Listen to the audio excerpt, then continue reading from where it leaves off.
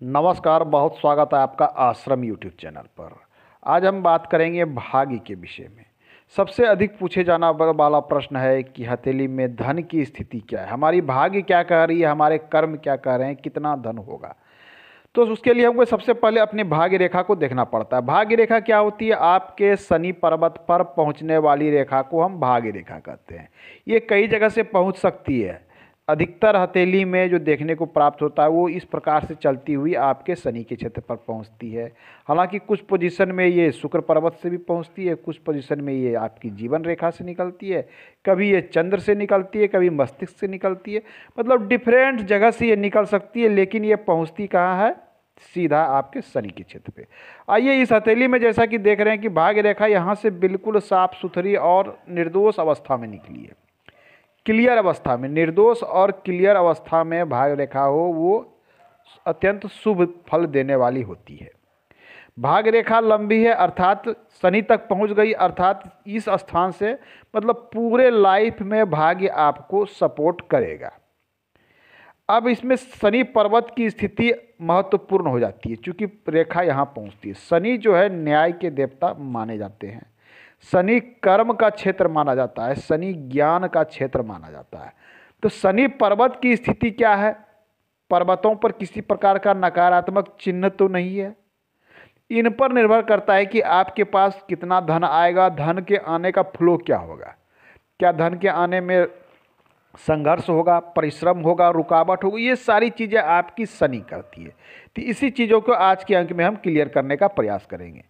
भाग्य रेखा यहाँ से शुरू होना यहाँ तक बिल्कुल आपकी मस्तिष्क रेखा तक, उम्र की गणना करें तो इस रेखा तक शास्त्र के अनुसार सामान्य पोजीशन में 35 से 36 वर्ष की आयु यहाँ पर मानी जाती है व्यक्ति की।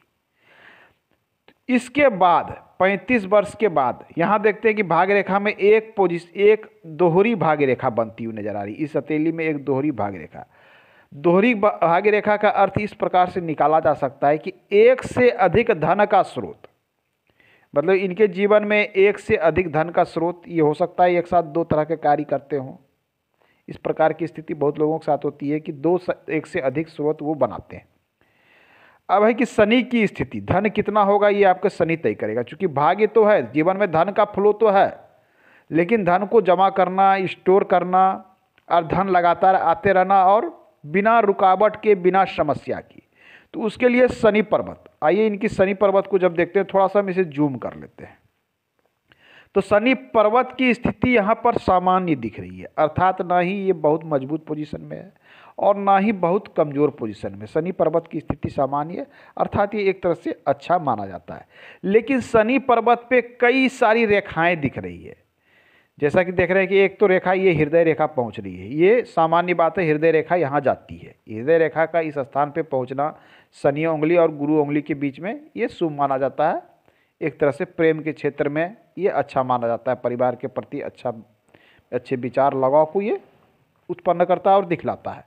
लेकिन शनि पर अत्यधिक रेखा होना, जैसा कि इसमें दिख रहा है कि भाग्य रेखा तो यहाँ तक आई है, बिल्कुल शनि तक साफ सुथरा आई है, उसके बाद ये इससे मिलती हुई इस प्रकार से शनि पर जा रही है। लेकिन इसके साथ यहाँ कई रेखाएं हैं, देख लीजिए, इस प्रकार से, इस प्रकार से, इस प्रकार से कई रेखाएं। तो कई रेखा का होना एक तरह से ये दिखलाता है कि धन को बनाने की ललक, धन को कमाने की ललक, इस प्रकार की चीज़ों को दिखता है। कई स्रोत से धन बनाने के ये इस प्रकार की विचार को दिखलाता है। लेकिन जब कई रेखाएं एक दूसरे को इस प्रकार से देखिए, जब कई रेखाएं काटना शुरू कर देती है तो धन को बनाने में समस्या आनी शुरू हो जाती है। धन को बनाने में संघर्ष, धन का फ्लो होने में संघर्ष, अर्थात आप जितना परिश्रम कर रहे हैं, जितनी मेहनत कर रहे हैं, उस हिसाब से आपके पास धन नहीं आ रहा है, मतलब धन के संबंध में आपके साथ संघर्ष हो रहा है। तो इस हथेली में जैसा कि देख रहे हैं, धन के मामले में संघर्ष उत्पन्न हो रही है, अर्थात धन बनाने की ललक है, परिश्रम ये बहुत कर रहे हैं, लेकिन ये जितना परिश्रम कर रहे हैं उस अनुसार इन्हें फल की प्राप्ति नहीं हो रही है, संघर्ष उत्पन्न हो रहा है। कई स्रोत से बनाने की ललक है, लेकिन यहाँ संघर्ष को दिख रहा है। अब आइए, इनके हथेली में एक रेखा दिख रही है, इस प्रकार से देख लीजिए। इसे हम स्वास्थ्य की रेखा कहते हैं या व्यवसाय की रेखा कहते हैं। रेखाएं तो यहाँ है मगर ये पतली है और जंजीरदार है। इस प्रकार से छोटी छोटी छोटी छोटी रेखाओं को इस प्रकार से मिलना, अर्थात ये रेखा यहाँ पर शुभ परिणाम नहीं दे रही है, शुभ फल नहीं दे रहे हैं। व्यवसाय की रेखा तो ये है, ऐसे लोग व्यवसाय में सफल होते हैं, लेकिन जिनके हथेली में ये बिल्कुल साफ सुथरी और क्लियर होती है, ऐसे लोग बहुत अधिक सफल होते हैं लाइफ में।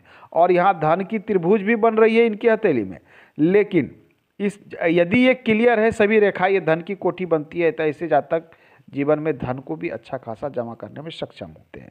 लेकिन इसमें से यदि कोई रेखा आपके हथेली में कमज़ोर पोजीशन में है तो यहाँ इसके शुभ परिणाम में कमी आ जाती है, अर्थात आप धन प्रयास तो करते हैं लेकिन धन जमा नहीं हो पाता है, आता तो है कहीं ना कहीं वो खर्च हो जाता है। तो इस प्रकार की स्थिति बनती है। व्यवसाय का प्रयास तो है लेकिन कहीं सही तरीके से इस्टेब्लिश नहीं हो पाना, या जितना परिश्रम कर रहे हैं उतना लाभ नहीं मिल पाना, और साथ में इसे स्वास्थ्य रेखा कहा जाता है, अर्थात यहाँ स्वास्थ्य संबंधी समस्या भी दिख रही है। क्योंकि रेखा क्लियर नहीं है तो कुछ न कुछ समस्या आपके साथ लगी हुई रह सकती है, इस प्रकार की स्थिति दिखती है। हालांकि आपकी लाइफ लाइन क्लियर है। लाइफ लाइन का क्लियर होना अर्थात एक तरह से ये दिखला रहा है कि आपके अच्छे स्वास्थ्य को भी दिखला रहा है, लेकिन आपका स्वास्थ्य रेखा यहाँ अच्छी स्थिति में नहीं है, अर्थात कुछ न कुछ समस्या आपके साथ छोटी बड़ी, कुछ न कुछ रोग व्याधि इस प्रकार से है, वो आपको परेशान लाइफ में कर सकती है। आइए व्यवसाय के लिए देखते हैं बुध का क्षेत्र। तो बुध का पर्वत जब इनका देखते हैं तो बुध का पर्वत ऐसा प्रतीत होता है कि बुध और सूर्य का पर्वत इस तरफ झुका हुआ है, बुध इस तरफ झुका हुआ है, अर्थात ये दोनों मिलकर एक पर्वत की स्थिति बीच में बना रहे हैं। तो ये अपने आप में एक अच्छा चिन्ह माना जाता है। सूर्य हमें क्या देता है? हमारा नाम देता है, यश मान सम्मान देता है, हमारे कार्य को वो लोगों के बीच में आप कितने लोकप्रिय हैं, आपके कार्य कितने लोकप्रिय, इस प्रकार की चीज़ों को सूर्य दिखलाता है। अब बुध यहाँ आपके व्यवसाय के क्षेत्र को आपके बात करने की कला को, वाक कला को कितनी अच्छी तरह से लोगों को समझा सकते हैं, नए सोच नई गतिविधि को दिखलाता है। तो ये शुभ स्थिति में। लेकिन जब सूर्य पर्वत को देखते हैं तो सूर्य की स्थिति यहाँ थोड़ी दबी हुई प्रतीत हो रही है। तो सूर्य का दबना अर्थात जितना आपको मान सम्मान प्रतिष्ठा या जितना नाम आपका होना चाहिए था, जितनी परिश्रम कर रहे हैं उस हिसाब से आपको फल की प्राप्ति यहाँ नहीं हो रही है, ये आपका यहाँ पर सूर्य कह रहा है। हथेली में हालांकि कुछ शुभ चिन्ह है, जैसे इनके हथेली में एक यहाँ पर एक मत्स्य का चिन्ह बहुत छोटा सा मिल रहा है। एक मत्स्य का चिन्ह देखें गौर करके, तो ये देख लीजिए एक मत्स्य का चिन्ह इनके हथेली में यहाँ भाग रेखा से इस प्रकार से सटी हुई ये फिश का निशान इस प्रकार से दिख रही है।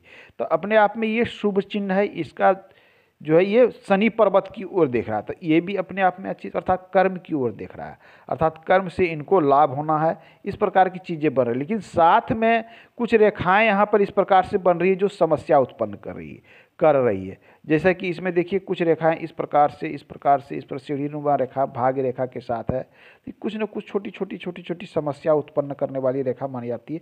हालांकि मछली यहाँ अति शुभ चिन्ह देगा। अब मत्स्य चिन्ह का एक अर्थ होता है कि आप धन बनाने में सक्षम होंगे लाइफ में।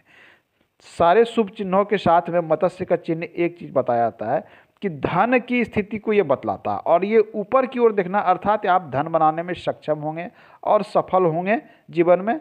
आज के अंक में इतना ही, मिलते हैं अगले अंक में, पुनः बात करेंगे। धन्यवाद।